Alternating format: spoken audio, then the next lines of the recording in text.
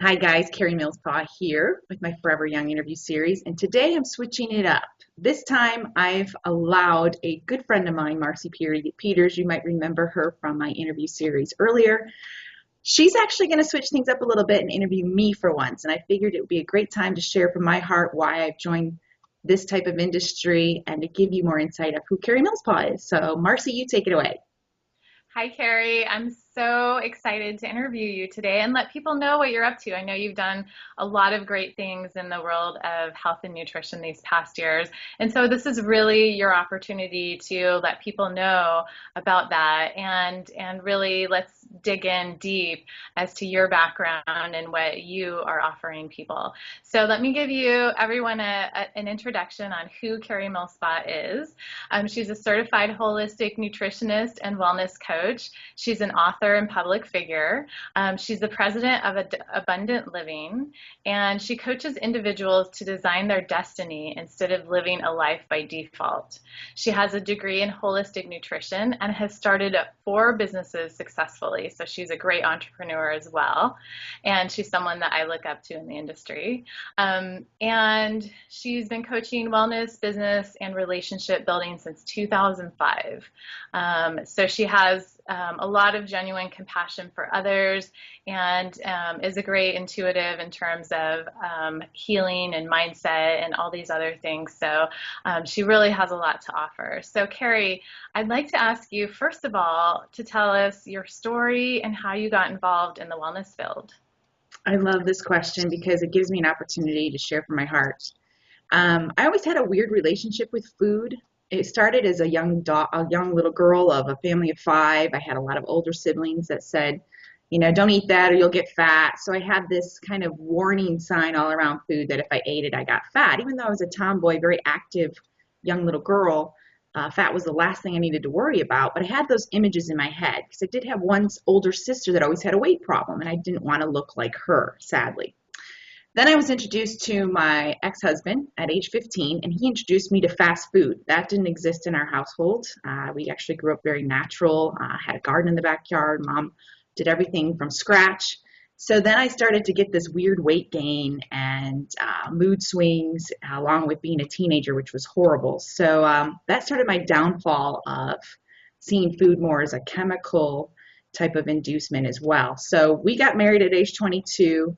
I kept going in that route, unfortunately, and it wasn't until my dad had a 6 bypass in 94 that I was like, that's not good. That could happen to me. This is DNA talking here. These are genetics.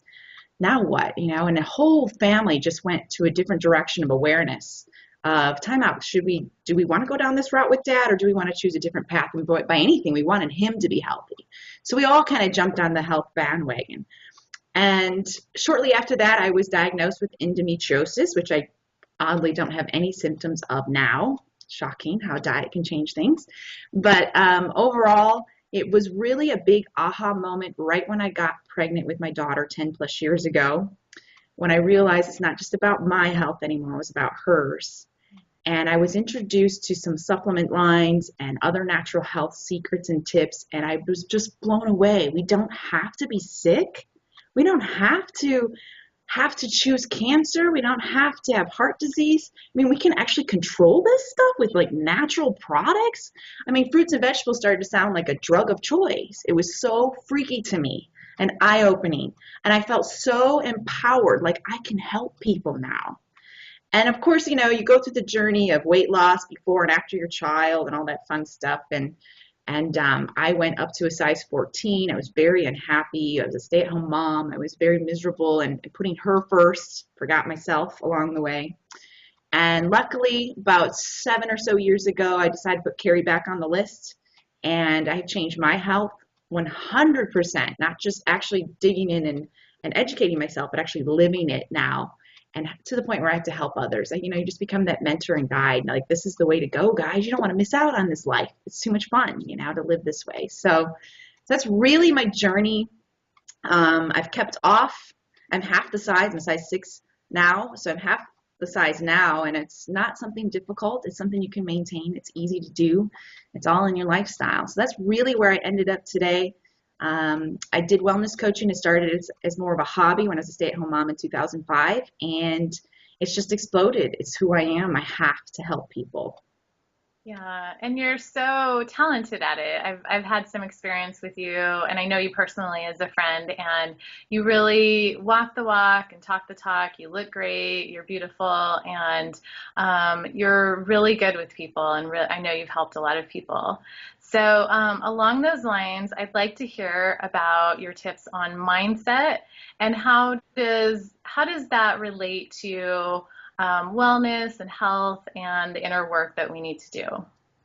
In all honesty, when you're working with a coach or anyone, a trainer, dietitian, nutritionist, whomever you choose, if you decide today is the day to make a bigger difference in your life and take control of your health, by all means, always work with someone that understands inner work. And what that means exactly is those self-sabotaging thoughts. Half the time, it's great to have a game plan. It's great to have, this is my diet for the day. This is my exercise routine. And that's great. That's the outside stuff that you need. But deep down, you really need to know where you're literally cutting yourself short, getting in your own way of success. For example, I had a close childhood friend, and I always noticed a pattern of hers. And of course, on the outside, everything's clear, but we probably all do it. And I'm sure I did it too. But with her, it was so apparent. She'd look in the mirror and just say, oh, I'm so fat. Oh, I hate my legs. I hate my legs. I hate my legs. My ankles are fat. I look so stupid in these clothes. I can't believe I'm wearing this. And she'd change like 20 times before we would go out. And it drove me crazy to see herself beat herself up. And she probably was completely unaware that she did it. And that just breaks my heart that we do that. So with my clients, I'll actually have you strip down in front of the mirror daily and say, I love my eyes. I love my arms. I love my womb. It gave me a baby. Just start to love yourself in a whole different kind of way, because we do. Even I catch myself like, oh, I really need to do more sit-ups, or bikini season's coming up. I better do a few more crunches, and you have to watch it out. Watch out with that. You have to love yourself. You're a beautiful creature. So it starts there. The game plan of course, natural foods and all that beautiful education that's out there to help you get a better life. It does start here. We all have head trash, and you really need to work and catch those sabotaging thoughts. And I hate to say it, but it's hard to catch it yourself. Even I have a coach that's on that outside giving me guidelines and helps, because I have my blinders on too. I can't see the stupid stuff I'm doing every day. So by all means, work on yourself clearly. And that's a journey. It's not something you can just read a book and everything's all perfect tomorrow. Yeah, it really is a process. I see this unfolding too with my clients where they need those regular check-ins and that regular affirmation from someone outside of themselves, because when you're inside, you don't have that objectivity. So yeah, I think you're so right. As women, we tend to be so critical and harsh on ourselves and think that we have to look perfect, and it's really not about that. So I love that you bring the inner work into that, because it really is the underlying foundation of everything else. So my next question is, so when you work with clients, is that the first piece that you do and then it goes from there? Yes, and that, in fact, I kind of mix it up. We'll have a game plan, then we'll work on some life obstacle. Because in all honesty, even when you get thinner, those stupid thoughts still stay there. And if you've ever interviewed or talked to someone that's lost massive weight gain, they still have that fear. They still see themselves as this fat, chubby girl that was teased in school or something of that nature. And I have a sister that's losing a lot of weight right now. And I know her mind is still going back to, even though in the mirror she's smaller, her head hasn't caught up to the changes in her body. So if you don't work on those emotional problems and challenges that that gotten you heavy in the first place, for example, they're going to sabotage you later. And you may do, and I have this pattern too. I lost a lot of weight. I went through a divorce. Then I picked up drinking and partying. That's not who I am. And I was not still in love with Karie yet. That was the problem. I hadn't learned to love myself. I was happy with what the mirror reflection said, but deep down I still didn't love Karie. So I was still looking for it outside of myself. That's why it's so important. It's important to do the spiritual work. So I do a balance between inner work and strategically picking the right diet for you. And I hate using the word diet, lifestyle, eating choice that works best for each person. And I do start off with a very straight game plan. I'm all about natural. If it wasn't made on this planet, then don't put it in your body. I mean, it's just as clean as it gets. It's so simple. It's not rocket science, guys. If man tried to recreate nature in a lab, don't put it in your body. Your body doesn't recognize it. I mean, that goes from the skin processes to our makeup to what we clean our house with, what we're breathing in every day to what we're eating. So I do try to get my clients to really become in love with nature like I am. I mean, to the extent where I start you with books. Because an educated client is always an easier client to coach, in all honesty. I'm sure you can agree. But overall, I start with books, then we work with a game plan of just being natural. I'm going to take things out of their diet and add things in, depending on how fast they want to jump in head first or not. But I do a slow process because I remember how overwhelming it is. I remember my daughter was a baby and I'm like at the grocery store going, crap, there's nothing here I can buy. I'm reading so many boxes and nutrients and what's in here. Oh man, that's got that in there. It's got MSG. I can't believe I've been eating that all along. And it is overwhelming and it'll cause a person to shut down and just give up. And I don't want my clients to do that. So we master one thing at a time. Even if it's like a main staple like peanut butter, something that simple, and finding a more natural source or something, an alternative altogether. And instead of taking everything away, because people tend to not want to do this because they feel like they're being robbed of their lifestyle and choices. So I like to just do a little subtraction and addition, step by step, educate you on how to cook your favorite meals in a better alternative way, and kind of gradually introduce the family into it too, because mom needs that support as well.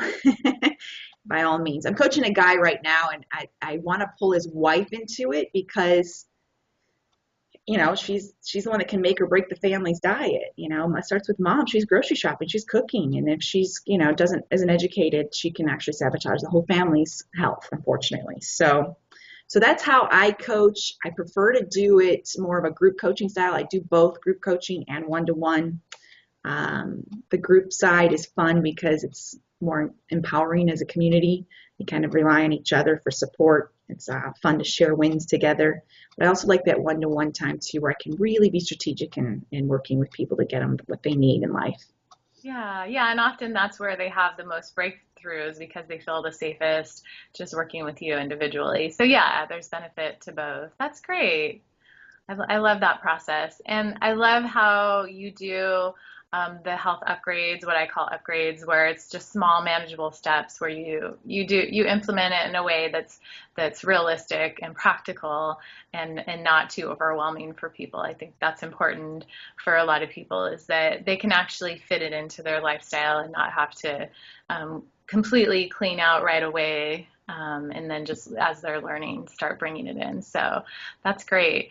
Do you have a few or maybe one example of someone who has made a lot of strides by working with you and changing things? Yes, it was one of my very first clients in Michigan. And I started with my family first as my guinea pigs. I got dad off of all his medications. And keep in mind, I mean, he had that heart attack. Gosh, it'll be 20 years this year. And he's 74. He's out in the woods, still deer hunting, outdoorsman, totally active. His doctor's like, your arteries are amazing. So I know I did good with dad. Not on any medications, no Lipton, no Lipitor, no statin drugs, all those horrible heart medications that they put people on. So that's a win-win because that's my dad, and I selfishly want to keep him here longer. But I kind of jumped out of my circle as my confidence built. Like, oh my gosh, I can really do this. This was back in 2005. And I took on a mother of 5. She had 5 little kids. God bless her. They were so sick. They had asthma, allergies, everything under the sun. They were in the ER all the time. My heart bled for her because she was very active in our church at that time, and she was just a sweetheart, just pulled in every direction. I mean, you're a busy mom anyway. Last thing you need is ER visits and doctor visits to, add to your life. That's not quality of life. I knew there was a better way, so I started with her. I would meet her at the gym every morning, let the kids go in the little play area, and work on just her. And I would just share from my heart, I use this kind of such and such ingredients, or I've noticed that pancakes with white flour isn't such a good idea. There's whole grain or something, just to kind of get her in a different direction to start thinking outside the box. Next time we would meet up, she would say, hey, I tried that recipe and that was really good. And I'm using honey instead of sugar and just other things. And then slowly she started to shrink. Her kids started to eat better. There was less doctor visits and obviously allergy breakouts and asthma visits. So I'm like, I did it. I can do this. It was just super empowering that just seeing her little family thrive and the kids looking more bright-eyed and less pale-faced, sickly children. But I knew I had to start with mom. And, that's my ideal client, in all honesty, is mom. She can make it or break it to the whole family. You got to start there. Unless dad's the main breadwinner or the grocery shopper, and I'll start with him too. But overall, that's kind of the dynamics of how it works. So you mentioned your ideal client. So who do you specialize in, or who is drawn to you the most? I would say the pattern has been 35 and up, female. I do coach men occasionally. We're very, very different. The reason why I attract females and prefer to coach females, nothing against you guys, but our bodies are very different, and we're more emotional eaters. I can deal and identify so well with what stupid stories we tell ourselves in our heads. I've been there. I've walked through the fire. I already know what it feels like, so I can identify better with my client than I can a man. But again, I help my father. I've got a couple men clients here and there that kind of sneak in as private clients. But overall, 35 and up, regardless of the ages, I think we become more aware of our health after 30-ish. Well, also as women, that's when we start the process of gaining weight without even changing our lifestyle. All of a sudden we realize we're doing all the same things, eating the same way we've always eaten, same exercise, but yet we have extra pounds that aren't going away. It's harder, in our 20s, we could just exercise a little more. Now that doesn't work. Our hormones are changing, and that happens younger for women than for men. And so, yeah, and then all of a sudden it's like, okay, this is not right. Time out. What happened? Changed up the game plan. Right. I'm too young to be dealing with this. So that's when, as women, I think we get a wake up call and we really have to start changing things and making an effort. Whereas before, maybe there was some effort, maybe not that much. It all just kind of fell into place and happened more or less. Right. You can get the system for only so long. Yes. So Karie, we've talked about the inner work, which obviously is foundational to all of this outer work, and nutrition, which is so, so important. And what do you consider the other components of optimal health? That's a great question. I do with my clients, I immediately have them fill out a balance wheel, because as a wellness coach, I love that almost 10 years ago, I would say I'm a wellness coach, and people would go, what's a wellness coach? Now today, it's so much more awareness. They're like, oh, so you could help me with my diet, and I'm eating this, and let me ask you a question about such and such. I love that. I don't have to stop and educate them on what that is exactly first. They just dive into questions. So I have them fill out a balance wheel. And why I call myself a wellness coach, not a health coach, is because even though I start with the core of nutrition and natural being, I do work with you in your relationships. I work with you in your career choices. I work with balance completely. If you're a void in one area, it's going to pull on all those other areas over and over again, and you can't figure out what is going on. You can have the best career ever, but you suck at relationships and your family's falling apart. Something's got to give at some point. So I have you fill out a complete balance wheel, where we see what areas, think of it as like 5 little buckets or 6 little buckets of life, and which one's full and which one still needs a few more drops in it to be full. And then we start there, because I know that your whole body will change, your mindset, everything, when things start to feel like they're moving. And I call it a wheel because if there's a bump or a curve in that wheel, you're going to have a bumpy ride. Where if that's a nice, smooth, round wheel, life is smooth sailing. So that's the goal to work on and going forward. So we look at, activities, diet.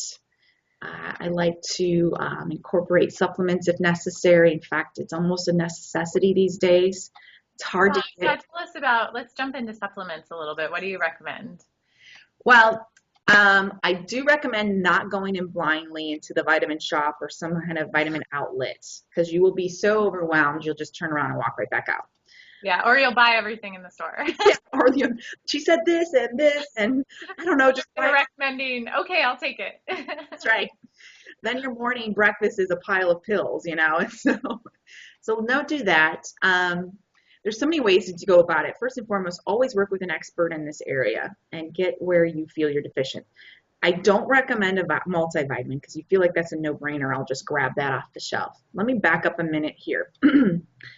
First and foremost, who in God's given green earth thought to pull one nutrient from a apple, for example, explode it into a vitamin, for example, vitamin C, and just take just that one precious nutrient? Do you think God was stupid enough to put all these other hundreds of phytonutrients in there and think they're useless? I mean, in all honesty, it's not that one thing. It's really get it from foods is always my first choice.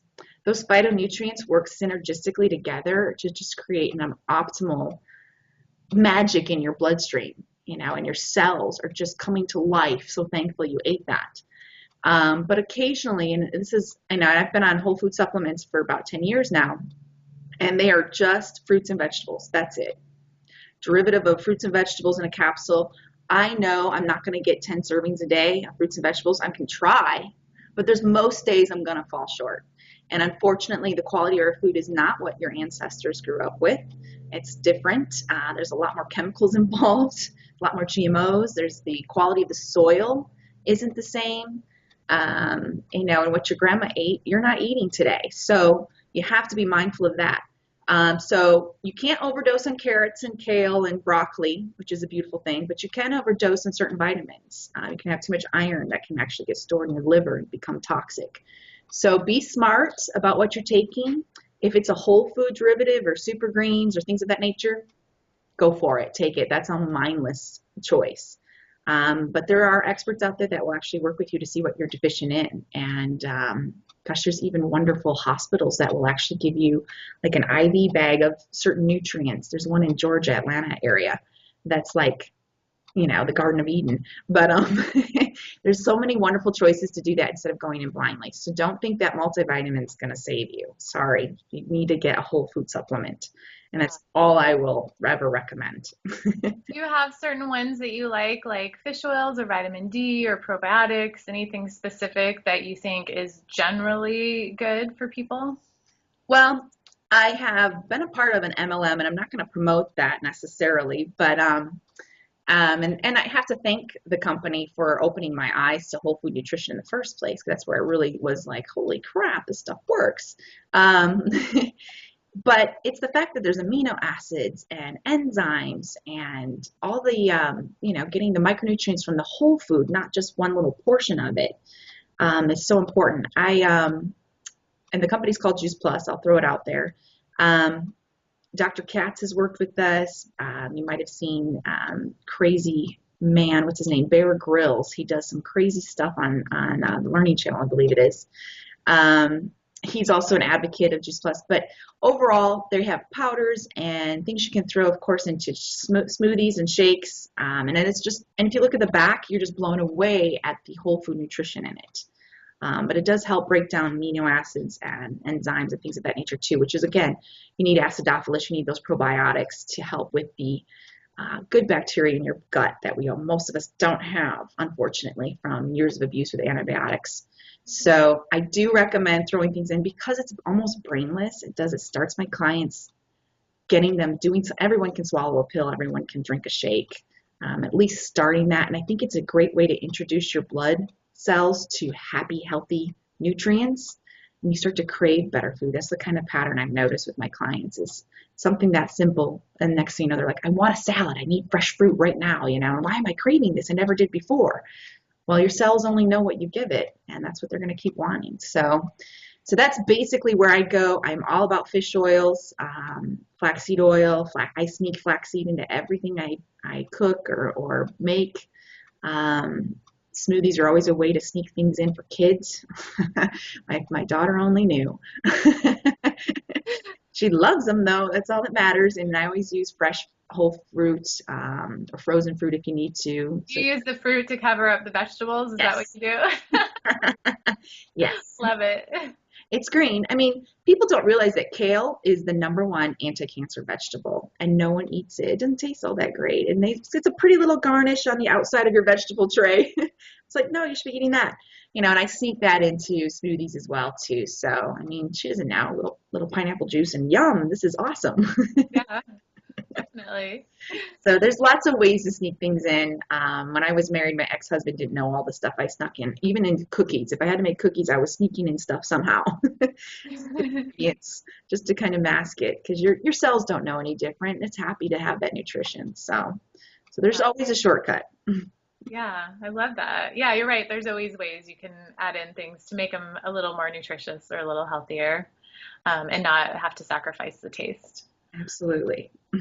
So I know you have 10 natural secrets to look and feel younger, your 10 natural beauty tips. I am dying to know what those are because I know you have a birthday coming up. You look amazing. So you must be doing these things yourself. Yes, absolutely.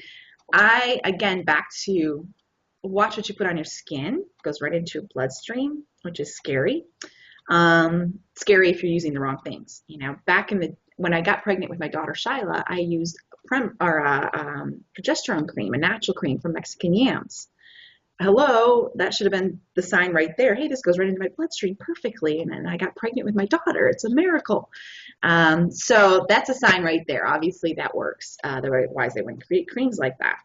So, can you imagine the things we're putting on our body every day?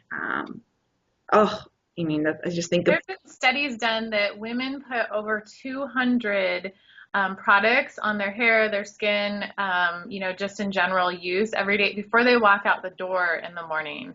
And most of them have chemicals and toxins in them. And that's before you even go into the environment. Who knows what you're going to breathe and handle after that? Your immune system's already going, help me! You're compromising me. Well, now you want me to fight cancer? No. I'm overwhelmed here. We need backup. So good point. 200 is insane. The thing is I'm probably one of those weird people that have things in my pantry. They're also in my medicine cabinet in my bathroom. And ironically, they kind of work hand in hand. It goes back to nature, and your love for nature, natural things. There's natural stuff all around us that we can use. So us females, we love a good product. We love a good way to help with wrinkles and makeup and all that fun stuff. So I do have 10, and I narrowed it down to 10 anyway, fun things that I use. And I could actually talk about this first one forever. Coconut oil is my magical friend. Love it. Love it. And don't so just, many uses. yes, hundreds, guys, hundreds. So stock up. And buy the organic, of course, by all means, please. Don't add to other things. I use it. It's in the bathroom. I got a jar in the bathroom, a jar in the pantry. I use it to shave in the shower because it's nice and smooth. I take it right after my baths. I just sloth myself in it head to toe. It's awesome. It's the best moisturizer on the planet. I live in a desert, so it's super dry here. So I put in my hair for extra moisturizer and then rinse it out in the morning. I was even. Your hair's not greasy after that? Does it make it greasy, or do you have to shampoo it again? I put it more on the ends than the scalp because Okay. dryness is mostly my ends. That's where my biggest challenge is. And don't do this every night, by all means, only once in a while. Too much of a good thing. Yes. Yeah. Why is what's on my hair so limp? It's that Karie. She's giving us tips again. But overall, it's one of those things that you can really use for just about anything. I like to make a sugar scrub out of it. It's the only time I'll let you use sugar. I actually use a little lavender oil or any kind of oil you like the smell of, aromatherapy. And, I like to keep my little tubs of my natural moisturizers for making up my own stuff. So good idea to recycle there. But put your coconut oil in there, a little bit of lavender oil and sugar. And it's great to take in the shower with you as an exfoliator. So that works really nice. And the lavender oil just makes it smell better. You don't have to use it if you don't want to. But I could go on and on with that. Coconut I oil. put coconut oil in the bathtub, and then it because it's solid at room temperature, but then it melts, and then so you get a nice coating all over your body. Yes, I agree. And saves me the time from having to put it on after the bath. Yes, you'll be a little slippery. You have a, be careful getting out of the tub. You might slide. Just be careful with that. No slipping, That's please. right. No slip mats, please. My second tip, and this one's going to sound interesting to some of you because most of us, when we think of getting rid of the puffiness around your eyes, we think of cucumbers. Yeah. You always see that at spas, these little people with their cucumbers. Well, you can actually use raw potatoes. You first cut it up, slice it up, and there's actually, it's an astringent, so it actually pulls that water out of the puffiness of your eyes. And there's an enzyme called catalase that actually helps get helps lighten your darkness under your eyes. So it's a 2 for 2, which is interesting. And I think cucumbers smell better, to be honest, but it's a great little tip to use. Of course, clean it So nice. you're just putting the potatoes, just letting them sit there for a few minutes, or what? Yes. 10 minutes probably for each eye, depending on how you feel laying there for 10 minutes. I would do it all at once and get it over with. But, it's let the potatoes do their magic and then rinse off with. I've heard of that. That's great. I know. Isn't that a fun one? Yeah. And don't eat the potatoes. No, I'm just kidding. Afterwards, Do not make them into French fries either. It's got to be a win-win. There's another one that's great. Besides coconut oil in your pantry, you need to have apple cider vinegar. It's one of those things. And again, natural, organic. Make sure it has the nasty, curdy looking stuff at the bottom. This stuff is magic for pimples. Oh, okay. I know. Who would think at age 40 I'd still get pimples? But I do. I mean, how is that fair that you get wrinkles and pimples at the same time? It's against the law. There's actually 2 little tips I have for pimples. In fact, with the apple cider vinegar, it's got like malic and lactic acid in it. And of course, it actually restores the pH balance to your skin naturally. So good stuff. But don't just put the actual vinegar on your face. I would suggest doing a cup of water with like 2 tablespoons. And then take a cotton ball. So dilute it, and then are you using it as an astringent on the whole face, or you would just dab it right onto the pimple? Just dab it right onto the pimple, and just kind of play it by ear. I don't want it to be more or less uncomfortable for the other skin or change the pH balance of your skin, but definitely use it on pimples first if you're not having any challenges. I'm sure some of you might have heard of using toothpaste on your pimples too. A natural organic version, not the gel. Those don't work so well, but putting a little toothpaste on your pimples helps as well. Seems a little strange, I know, but it's not going to clog your pores. It's going to help clear things up. And apple cider vinegar works with any kind of skin ailment and returning it back to its normal appearance and better shape, not scarring. We tend to attack our faces when it comes to breakouts, unfortunately. Even dandruff. I've known it to help even with cases of dandruff. Really? Do you put it right on your scalp? Yeah. Huh. My daughter's got issues with that. I've been trying on other Try it and let me know. I'm like, huh.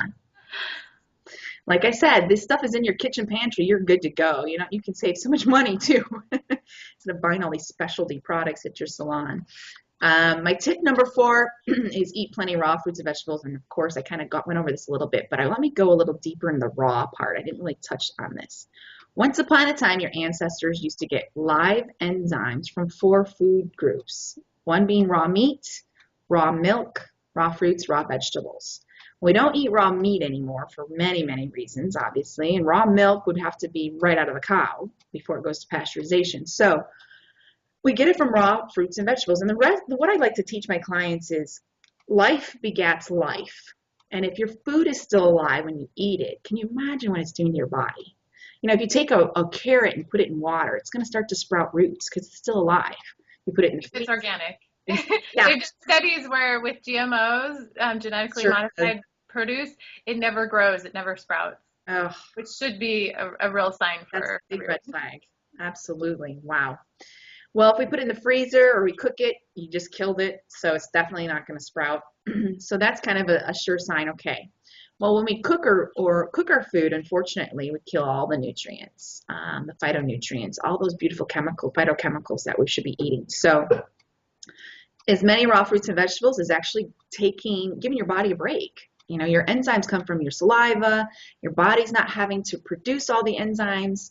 And you actually think of your body having like a reservoir and you're just stealing from it all the time. No wonder by, you know, the elder years, you know, 50 plus and older, they can't taste their food as much. Food just isn't as exciting to eat. Their body doesn't break it down properly because you've been stealing from this reservoir all this time. So get as much as you can live enzymes, and I could write a whole book about it. I've read a few just on enzymes alone, and you're from your fruits and vegetables. And that, of course, again, reduces the risk of cancer, weight, and is great for weight loss, good for your heart, many, many, many reasons. And of course, we could talk just about that all by itself. So, Karie, how many raw fruits and vegetables do you get every day? I would say I'm a big salad junkie because I like to hide stuff in there, and we just munch away. I aim for 6 to 7, and I really sometimes go over and sometimes I go under. I eat a lot of fruit in the morning. It has a natural cleansing effect, which is good. And then I end the day with as many vegetables as possible throughout the day, afternoon, and so on. In my meals. I'm not a big snacker. I like to just eat, and I have a hard enough time eating when I'm supposed to be eating. I'm one of those busybodies that will have to stop and go, up. I need fuel. I need to stop and eat, you know, and make this a smart choice. But snacking would take too much time. Like breakfast, lunch, and dinner is enough of a challenge. But snacking just would be time consuming. So I try. I do my very, very best. And then that's why I feel good with supplements. And of course, Shyla, my daughter, takes supplements as well, which makes me feel better as a mom that she's at least curbing that overall. Number 5, and this is an interesting health tip. To eliminate bacteria buildup in your makeup brushes. I mean, that's gross. If you think about the blush brush, and mine's a natural hair. I think it's made out of horsehair or something. How gross is that? We're just brushing bacteria on our face, and your mascara ones, throw those out every couple months, things of that nature. I clean it with like just a basic shampoo or something like that, and that works good too. But just be careful of the things you're putting around your face, your makeup appliances, the sponges. You don't have to always use a sponge. They actually absorb more makeup than you're putting on your face anyway, and you're just wasting, again, more things to the environment. So wash those nasty brushes. Number 6, we're talking about hair before. Wash your hair every other day or every 2 days. Us women, I love that we cheat, you know, and I didn't know this for a long time. The longer my hair got, the worse. I was like, oh, it's just such a pain to wash my hair. But cheat and maybe wash your bangs the next day, just the top of your head. Then just like hair day number 2, hair day number 3. I mean, do whatever you need to do. Especially helps with the ends get so dry, you know, and I learned this moving to the desert as well, just to preserve that moisture at the ends of your hair. So use dry shampoo or something of that nature. You can even use like a natural powder or something on the scalp just to eliminate that grease. Tip number 7, I love this one. Grapeseed oil is awesome for makeup removing. And it's awesome because it's not it doesn't block your pores. It doesn't clog them. You can use it for wrinkle areas, use them all around here, take off that eye makeup. It's grapeseed oil, guys. I mean, hey, you can't get any better than that. Don't find that expensive crap. You don't know what kind of preservatives you're putting on your face. Mm-hmm. All those chemicals and things that preserve that type of stuff. So I love grapeseed oil as a makeup remover. I have another tip on your smile, which Marcie is a great one, and I've been admiring it. Tip number 8, how to make your smile sparkle with strawberries. And I shared this with someone the other day, and they just were like, really? You can take a strawberry, mash it up with a fork, use some baking soda, and take a toothbrush and put it on your teeth. And it actually has a chemical in it, that makes it a whole lot more safer than most of the bleachers and the whiteners that we have out there. Why take that chance of swallowing that or having that go in your gums, again, going right into your bloodstream? So make that paste, put it on your teeth, probably maybe 5 minutes or so, then brush it away. I mean, just to remove the mixture. It's not going to stain them and make them red. That was the one question I got. By all means, it's pretty safe. It's got malic acid in it, which is what gets rid of the stains on your teeth. So strawberries are good for other things besides just eating them. So good stuff. Number 9, of course, is drink plenty of water because true beauty really does start from the inside out. And your skin loves water. And what I do with my clients is I take them first, if they're a soda drinker, God help them, and some drink 5, 6 a day. This is reality. So I go in the fire with them and go, all right, let's cut it down to 4, then 3, then 2, then 1. But we're going to actually switch over slowly to water. And a lot of the time, I will take where they're just cutting up fruits and putting it in the water. Some people just don't like the taste of water, and they like to slowly wean them into water. And your body starts to crave it, just like everything else out there. I say the only way to flush the toxins out of your body is like a toilet. Toilet doesn't flush without water. You need the water in your body too. So it's kind of a quick analogy for them to understand that.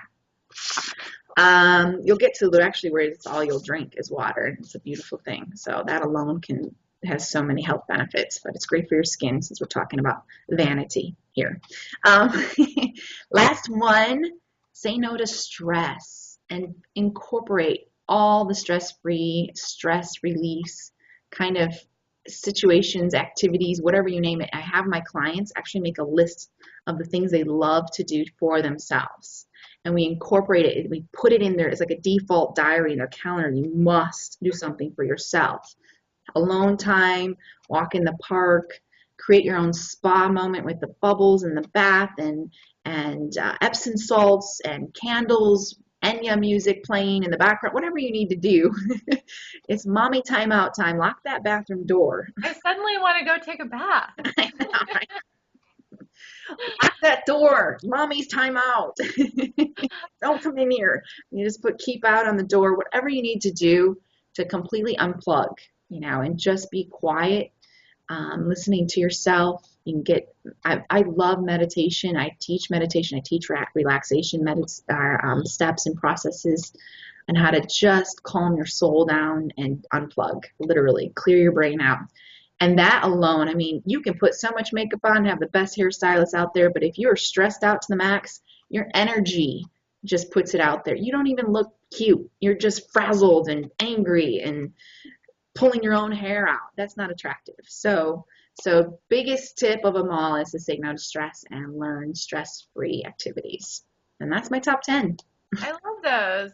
So a lot of what we're talking about is how beauty actually does come from the inside out. It comes from loving yourself and creating a sustainable life full of things you love that fill you up, and then that comes out from the inside out. So and then the other things that you can do on the outside too, which are helpful. But yeah, those are great tips. Thank you, and some things that I've never heard of before. It's all a learning experience. That's why we collaborate, girl. I'm just picturing you like in the kitchen, like looking at your pantry, like, okay, what can I use for, my skin, and like mixing, things up, and I love that. That's right. I'm not making breakfast. I'm making a face mask. Hello. Thank you, Karie. So I want you to tell everyone about your free gift. All right. Well, I'm a visual learner, so I tend to teach a lot with video. So I created a 5-day free training video on 10 natural secrets to look and feel younger. What a surprise. So you'll actually get a video each day to kind of give you some information, process it, and then I'll follow up with day 2, 3, and 4. They'll just show up in your inbox. So that is my free offer to our audience today. That sounds amazing. So everyone make sure and sign up for that so you can have your natural tips from Karie. And then are there any final thoughts as we're getting ready to wrap up here? Absolutely. A lot of people wait for the warning signs before they take control of their health. They wait till they're broke down on the side of the freeway kind of mindset with nowhere to go, and the check engine light's been on for a long time, but you've been ignoring those signs. And don't think that bad health shows up at age 70, 80, or 90. It can show up at age 32, 35. I sadly lost a friend just age 41 to stomach cancer. It sneaks up all around us, and it doesn't have to be that way. That's the encouragement I want to give you. You have 80 to 90% control of your body, and your genetic outcome doesn't have to be your final blueprint of who you are. you can take control. You just have to choose to. And I encourage you to do that today. Don't wait till tomorrow or wait for that cancer diagnosis to finally research what, your body's doing and trying to tell you all these times. So I always want you to remember, if your lifestyle doesn't control your body, eventually your body will control your lifestyle. So do whatever it takes to always be in control. Love yourself enough and make those choices today. Very good, very encouraging. Yeah, I love that. It's so true. Thank you for all of your great tips and insights and everything that you've shared with us today, Karie. And I want to tell everyone again, this is Karie Millspaugh. Like you don't know who she is, but and we've been having an interview with her today for the Forever Young Summit. And thank you so much, Karie. Thank you, Marcie. It's been fun with the roles reversed today. It was a lot of fun. Thank you so much, guys.